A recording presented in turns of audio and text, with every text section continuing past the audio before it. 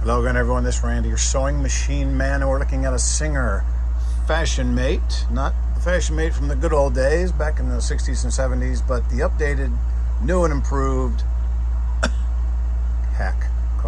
something in my throat, new and improved FASHIONMATE. I guess they're calling it the model 5560, and of course, you know, I'm sarcastic about these things because I was with Singer back in the good old days, and now this is where we are now because that's how they're making them. Almost all the machines you get now are going to be the plastic with this and that and the electronics and what have you, but this one has some special features in that it's a front load. It's a 15 class, which is nice.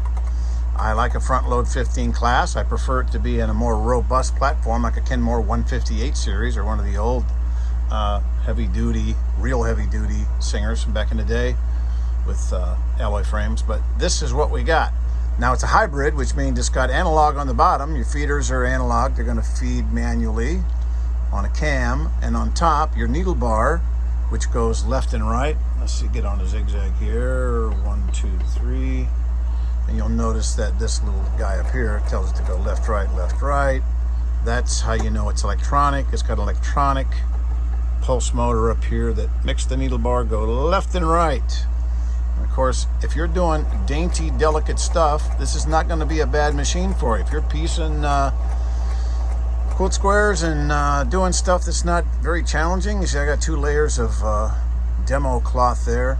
This thing will do this all day long, and it's a delicate platform. It's what they're making these days. This one came in because it was breaking needles. I don't know if the customer's trying to sew something that's a little more robust, a little more challenging. But you can usually tell by doing a forensic little detective work deal on the needle plate. When you look at the needle plate, you look for where is the needle hitting. The needle's going to hit the needle plate, because if it hits the needle plate, it's going to break. The needle plate always wins the battle of what hits what. Okay, let's get up here. You can see with this one, this was a front load Kenmore, and buddy, they were sewing on something heavy, and every one of those hits, every one of those little dings, that's a broken needle, front and back.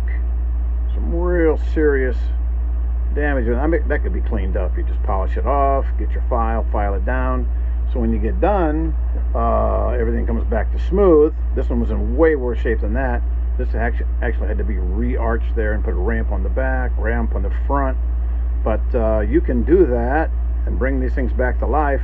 If they do break, they're going to break right there and right there. Those are the weak spots. So if that's still in good shape, you're in good shape.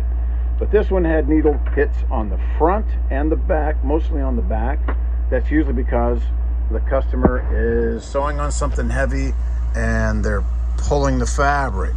Now see, if you pull the fabric, when the needle's in the fabric and you pull it, watch the needle. It moves. See how it moves? When you move, let me get a little closer here so you can see this because you may not believe me.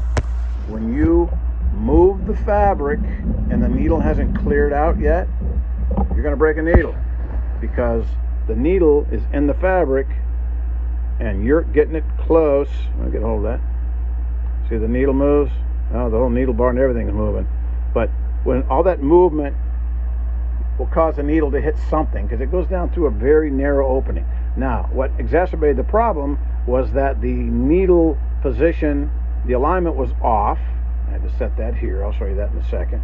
Here, go up the big screen so I can see. You see what I see up here. That was setting the position of the needle. So when you're on 0 and you're out of zigzag, you want to be in the center. It was off to the right. So once you got on zigzag, it was hitting the side of the foot here. So you can set the needle front and back, left and right, so it's centered. And to set the center of it, so it will set in the center of the foot when it comes down. It's right there at that notch. That's the center. And of course, there's a lot of movement. There's a lot of movement in a lot of these little machines nowadays. But if it comes down in the center, that's where you want it to be. Right there. Right there in the center. That's when your needle's centered. Now, to set that, there's an adjustment.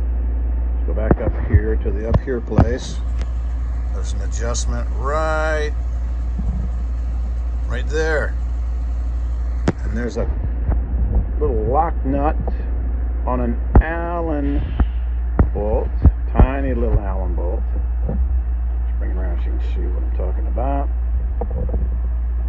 And that moves the needle bar left and right. Now you unhitch this little spring, you put your wrench on there, and here's the cool part. To adjust it, it's a 1.5 Allen metric, okay? But to break the set loose, it's an SAE 9/30 seconds. 9/30 seconds. So they got the US SAE up here, 9/30 seconds to break loose, and then this sets it, that'll move it left and right.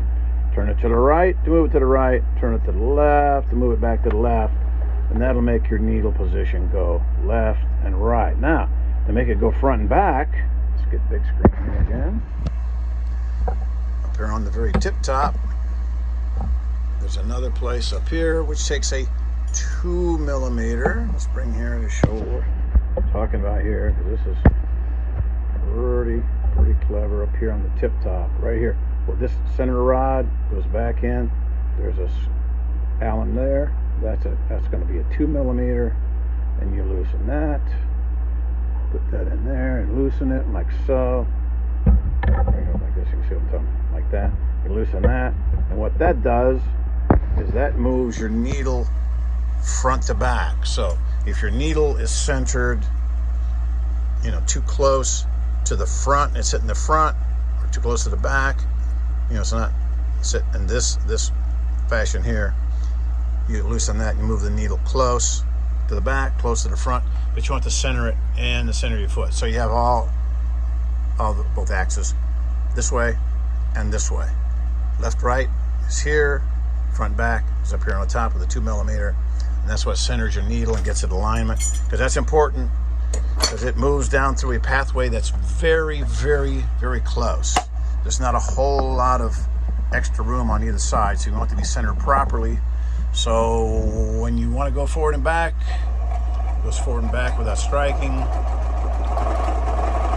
And usually when there's needle hits on the front, it's because something is interfering with the delivery of the thread. Something on the spool, it's catching the end of the spool. It's like catching down here on something. It's catching it, and it'll grab the thread and it'll jerk the needle forward. That's usually when you have needle hits on the front of the needle plate. When they're on the front, it's something jerking the needle forward. When it's on the back, it's because somebody's pulling the fabric, sewing on heavy stuff. So in a nutshell, almost every machine that comes in has to be, the needle plate has to be reconditioned. So what you have to do is get yourself diamond needle files, ones that'll actually get in there and cut the metal. You can't use metal files because metal on metal doesn't do it. You have to have the diamond tip to make the cut. It's got to get in there and really get after it. That's a better one there. It's nice tapered and flat. So you can get there. It's got a nice handle on it. You can get those at different tool supply places. But recondition the needle plate. The hook itself was chingered up with a needle, been hitting that. It had a bunch of things, but these machines are not for big use. If you put big use on them, like you're going to do denim, you're going to do canvas, you're going to do multiple layers, they're gonna tear up. And if people put the walking feet on them, the walking feet will shake these things to death. They can't take all the shakety shake because you can see this stuff is very flimsily put together. It's all plastic, mostly plastic, some plastic, not all plastic. But it's a front load, so that's what it's got going for it. It has analog feeders on the bottom. It's got a pulse motor on top. Not a fan of this machine, but if you got one, just don't get on heavy stuff with it, you know? It's a Singer FASHIONMATE 5560. Light duty, not heavy duty. Thanks.